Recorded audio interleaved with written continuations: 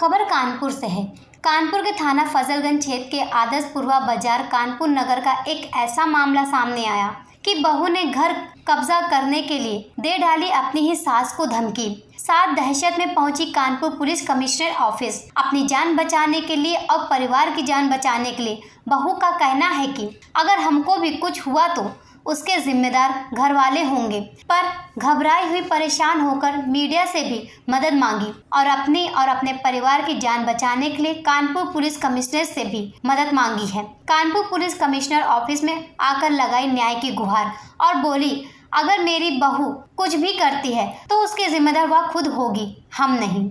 मतलब गाली गलौज करा, मुझे मारा पीटा, मेरे बच्चों ने बचाने की कोशिश करी तो उनकी बीवी ने भी मुझे मारा। ये किस वजह से विवाद हुआ आपके साथ में? सर थोड़ा सा मकान को लेकर विवाद चल रहा है घर में। ये कहाँ का मामला है? दर्शनपुरवा का। क्या विवाद हुआ आपके साथ? मेरे साथ विवाद जो है, मेरी जो जेठ की बहू है वो हमेशा टॉर्चर करती रहती है कि पूरे घर की मालकिन जो है, ऐसा कुछ नहीं है। मेरे ससुर हिस्से में सभी को कुछ दे कर गए हैं, कोई मैं अकेले मालिक नहीं हूँ, उनका भी अधिकार है, लेकिन वो चाहती है कि सब कुछ मेरे नाम हो जाए। क्या नाम हो जाए? मकान। तो इसमें क्या चाहती हैं?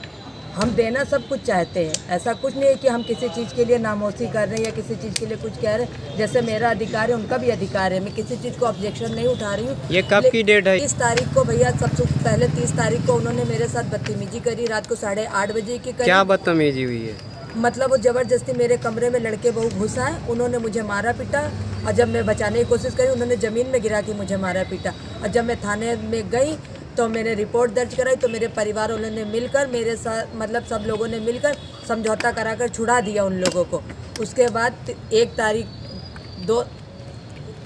2 तारीख को फिर उन्होंने 8:30 बजे आकर, समझौता होने पर विवाद फिर क्यों हुआ आपसे?